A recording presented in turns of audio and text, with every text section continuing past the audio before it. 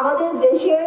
Europe প্রত্যাশী বা ইউরোপের ভিসা প্রত্যাশী যে সমস্ত স্টুডেন্টরা আছে, ওয়ার্কার্সরা আছে,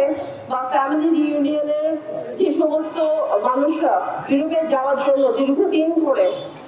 অপেক্ষারত থাকে, ইউরোপের বিভিন্ন অ্যাম্বাসি প্রসিডিউরসের নানাবিধ প্রবলেমের কারণে বা অন্য দেশে গিয়ে ভিসার ফাইল সাবমিট করার জন্য আমাদেরকে কিন্তু দীর্ঘদিন অপেক্ষা করতে হয় বা বিভিন্ন রকমের ঝামেলার মধ্যে পড়তে হয়। আমরা সবাই জানি যে বর্তমানে ভারতের যে ভিসা সেটা এই মুহূর্তে কিন্তু খুব একটা অ্যাভেলেবল না, এবং যথেষ্ট ঝামেলার মধ্যে দিয়ে যেতে হচ্ছে, যেটা আমাদের বেশিরভাগ অ্যাম্বাসিগুলো কিন্তু ইন্ডিয়াতে, ইন্ডিয়ার পর হচ্ছে নেপালে। কারণ বাংলাদেশের পাসপোর্ট হোল্ডার যারা,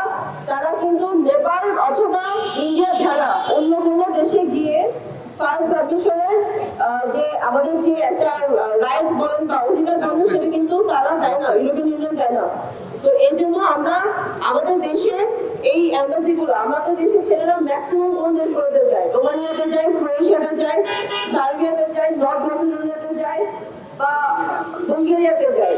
এই সব দেশগুলোর অ্যাম্বাসিগুলো কিন্তু ভারতে। বর্তমানে আমরা এটা দেখতে পাচ্ছি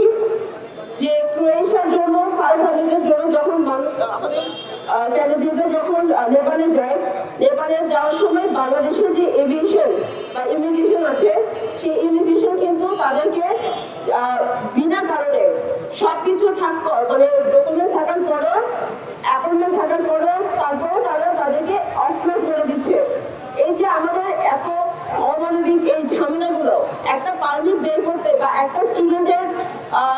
একটা অ্যাকসেপ্টেন্স লেটার আনতে কিন্তু যথেষ্ট কালক্ষেপণ হয়, অনেক টাকার ব্যাপার থাকে। এরপরেও যদি একটা ছেলে এভাবে অপদস্থ হয়,